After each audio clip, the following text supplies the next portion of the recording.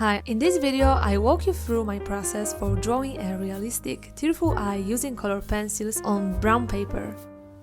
We'll cover everything from layering techniques to creating smooth blends and realistic textures. My goal is to show you how I approach these details to create something lifelike and expressive. Let's get started.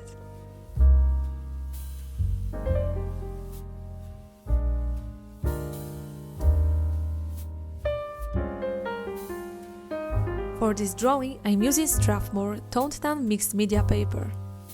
It's quickly become one of my favorites because it's perfect for color pencils.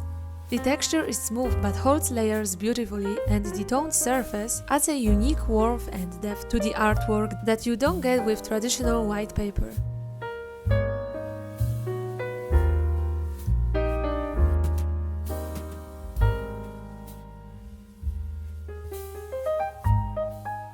As for pencils, I'm working with a mix of Faber-Castell Polychromos, Caran d'Ache Luminance and Prismacolor Premier. Each brand has its strengths. Polychromos are great for building base layers since they're harder and more precise. Luminance pencils are amazing for finer layers and blending. Prismacolors with their rich pigment come in handy for adding bold, vivid details.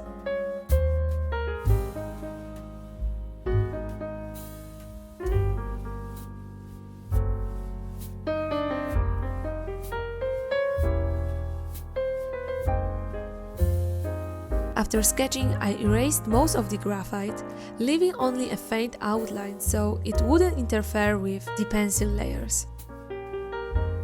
On toned paper, I like to reinforce key lines with a light color pencil, something like cream or beige, so the guidelines remain visible as I layer.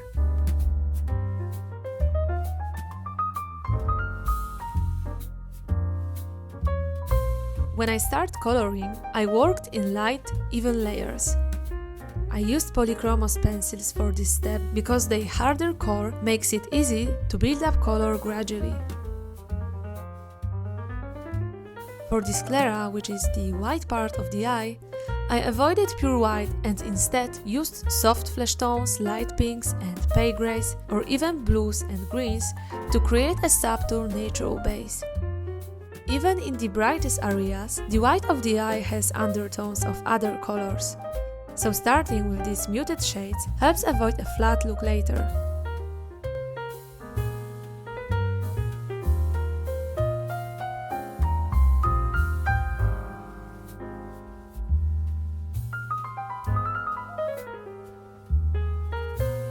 For the iris, I began with greens, blues, yellows and browns, applying them in light strokes to mimic the radial patterns of an eye. I kept everything soft at this stage, focusing on mapping out the colors rather than blending them fully.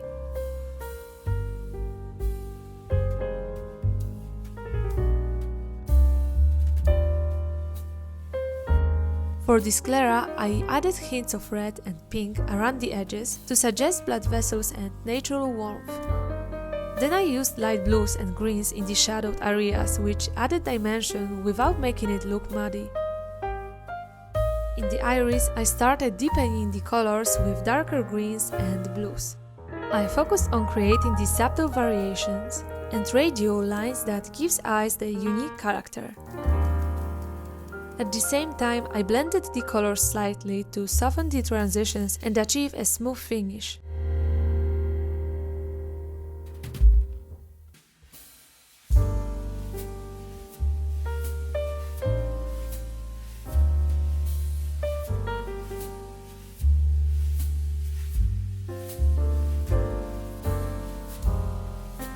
Highlights are key to making the eye look realistic, especially when it's tearful.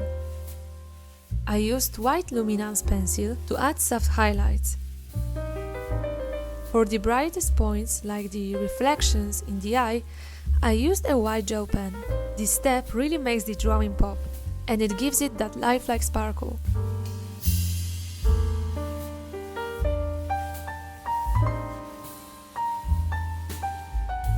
For the blood vessels in the sclera, I used a sharp red and pink pencils and kept the lines very thin and subtle. It's a small detail, but it adds so much realism to the eye.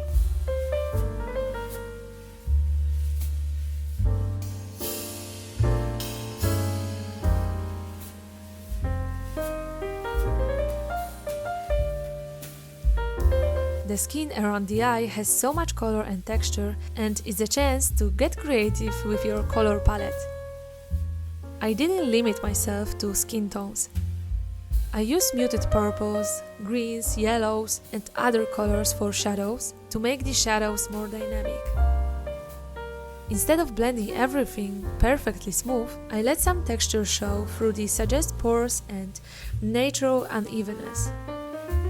This contrast helps the glossy smoothness of the eye stand out even more.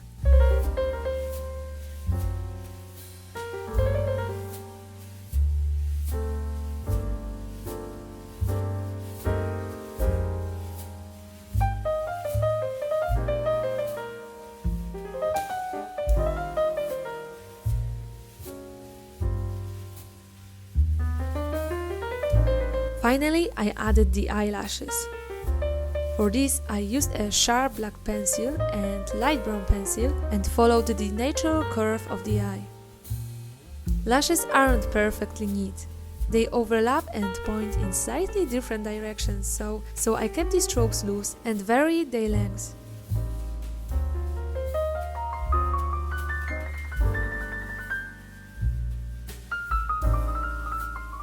After that, I went back to refine the highlights, deepen the shadows, and clean up any areas that needed extra attention. This last bit of tweaking always makes the drawing feel complete.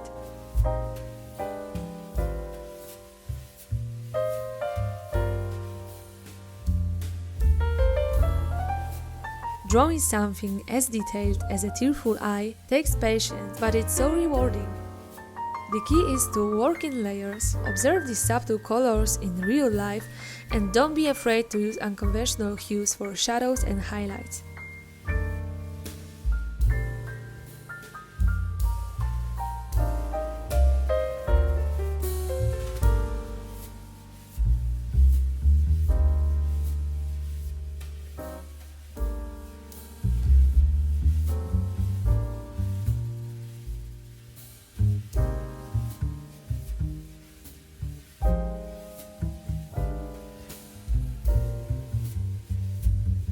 If you'd like to see more content from me, you can check out my YouTube channel and Patreon page.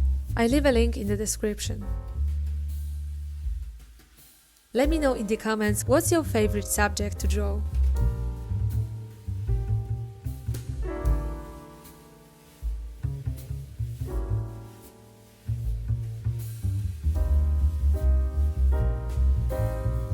And that's all for today. Thank you so much for watching, and bye bye.